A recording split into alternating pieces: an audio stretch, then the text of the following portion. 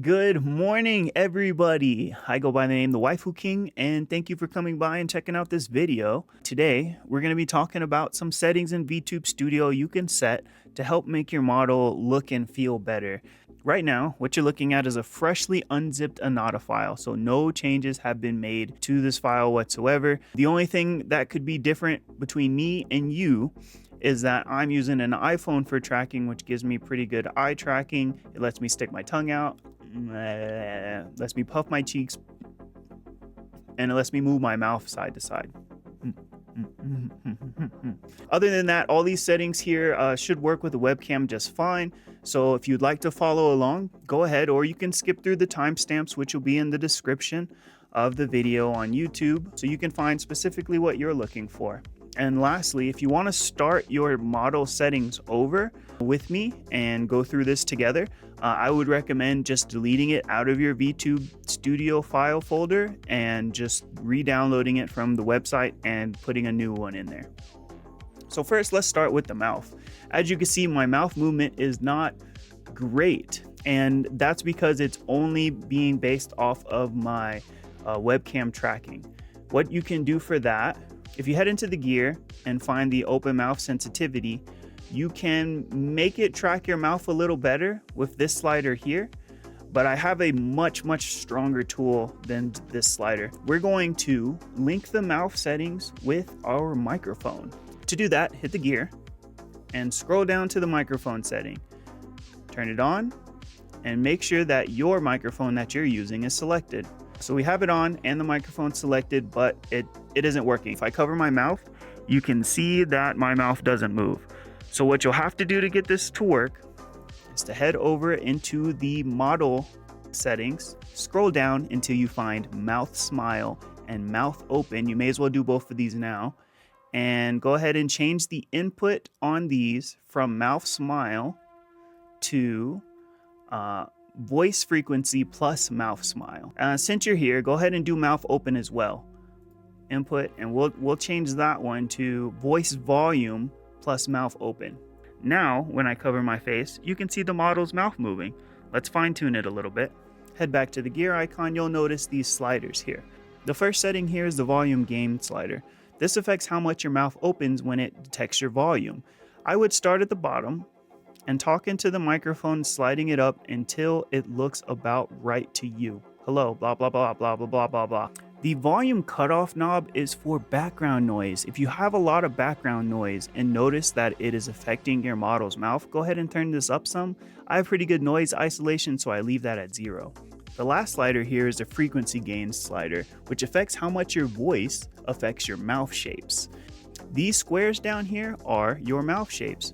Based on Japanese phonetics, a, i, u, e, o, and every other sound, you can adjust your model's mouth to fit your preferences. To do this, go ahead and make the ah sound, like in Anata. The green plus is a big open mouth. The red minus is a closed kind of circular looking mouth. Ah. And the black is like a neutral, like in the middle between the two.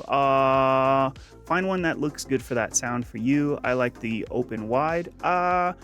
For my ooh sound, I like a more circular looking mouth. Ooh. And for my oh sound, I like a more circular looking mouth. Oh. All right, now your mouth moves all the time. If it ever feels like your mouth is lagging behind your model, press the reload button here, and that should clear that right up. This looks pretty good to me. As you can see, with almost every syllable I say, my Anata's mouth is moving and it's looking pretty natural. And when I say ooh wee wee wee, you can see that her mouth follows along. But there are even more settings we can check out. Click the model settings button up here at the top and scroll down until you find mouth smile. Now by default, you'll notice the Anatas don't look very happy. Look, I'll make a straight face. If you're like me and you want your Anata to be smiling by default, I'll show you how to do that. Let's look over here at these settings real quick. So we're looking at mouth smile, and it tells you that the input is voice frequency plus mouth smile. That means that both my voice and the camera are helping dictate my Anata's facial movements. The output here is what live 2D setting gets changed when you smile. So input is you, output is your model. Look down here. Input is you, output is your model.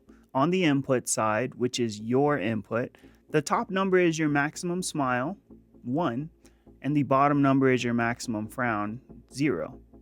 And your neutral face will sit somewhere in the middle between here. The ball is showing you where you're currently at. If I smile, it goes up. If I frown, it goes down. And you'll notice that my neutral face sits at about 0.5. On the output side, the top number is the biggest that your model can smile and the biggest that your model can frown. It tells you that 1 is the maximum. So right in between these numbers is about 0, which would be your default face. But if you want your character to smile naturally all the time, I would recommend changing this to about 3. If you do that, you'll notice the number in the middle stays at about 1 all the time, but you can still frown. This is my personal setting. Let me know if it works for you. You can even try maybe 2.5. I think maybe that's a little smoother. How about 2? Yeah, we'll do 2. I really like 2. I want to talk about mouth open too because, well, once you understand how these settings work, you'll be able to change any of these parameters to whatever works best for you. And mouth open makes a great example. So here on the left side is your input. When my mouth is completely closed, you'll notice this number here is not at 0. You might also notice that my mouth is open a little bit. If you want your mouth to be closed completely, go ahead and raise this up to whatever it tells you that your mouth open number is. So 0.04, I'll change it to 0.06. Click off of it. And now my mouth is completely closed. On the output side is a completely closed mouth down at 0 or a completely open mouth at 1. For example, something you could do here is change it so that you have a completely open mouth at, say, 0.5.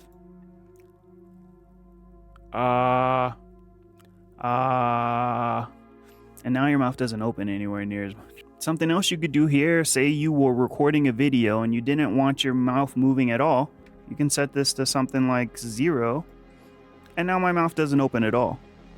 The reason this number is set above the max is so that it's easy to open your mouth all the way. If I set it to 1, then you'll notice that the mouth doesn't open as much. I would have to physically open my mouth really wide to get it up there. So we just set it at 2.1 to make it easier. At this point, your mouth should be looking absolutely fantastic, and you should have the tools to be able to adjust it to your liking. Next thing we're going to check out is the movement configuration option you see here that you'll find inside of the model settings. Go ahead and click this to activate it. What this does is let you move your whole model based on your webcam. It'll let me move left and right. It'll let me move up and down. It'll even let me move forward and back. This adds an extra layer of depth to your model that may be interesting to you. And you can adjust the amount that these characters move with these sliders here. So let's max this one up. And you'll notice I'm sliding all the way across the screen. If you do negative, it's just like the reverse directions. I like the positive. So when I move left, that my model moves left. The middle one is the y-axis, so that is up and down. And the last one is the z-axis, which moves you in and out. Play around with this and find what looks comfortable for you. The next setting I want to talk to you guys about is right below that. It's the physics. The physics dictate how jiggly you are when you move. So I'm going to turn it up and watch my tail go crazy. See that? If we turn it down, it doesn't move as much.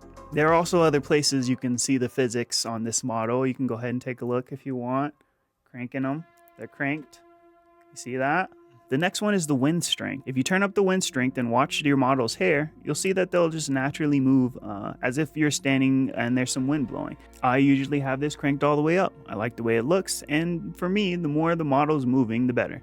The last one down here is the dragging physics. If you turn that one up, you'll see the effects as you drag your model across the stage. As you can see, my hair and my tail are kind of moving along with me as I'm getting dragged. If you have this turned off and you move, everything looks a little stiff. I would absolutely recommend turning on the dragging physics, especially if you have any move model commands, like a button that moves your model from one side of the screen to the other. It'll make it look a lot more natural. All right, last but not least is just this extra little thing I like to do with my models. Go ahead and scroll down till you find body rotation Z. Alrighty, and I'm not exactly sure how to explain what this does, but if you look at my model right now, when I move my head to the left, my hips move to the left. When I move my head to the right, my hips move to the right. I'm going to change that by reversing the negative on these numbers. So the top one will be -10, the bottom one will be +10. Click off of it. It's a little different. It looks, I don't know, it looks sexier to me. So if this is a setting that interests you, go ahead and check it out. Last thing I want to show you is if you're ever interested in what any of these things do, but can't quite get your finger on it by the name, go ahead and click on auto breathing. If you turn auto breathing off, it will move that parameter all the way to the top and to the bottom as if you were breathing. And it'll kind of show you what it does. For example, if you turn on, let's see, what's a good example? Well, let's go back to mouth open. If we go back to mouth open and turn on auto breathing,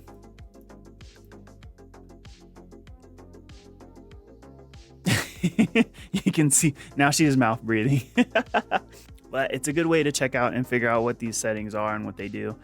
So tell me what you guys think compared to how she looked at the beginning of the video. I think it's way smoother and much more natural. And if you have any questions, come into the Discord and contact me. I'll be able to help you out at any time. Thank you guys. I really hope this video was able to help. Have a great rest of your day, and I will see you guys later.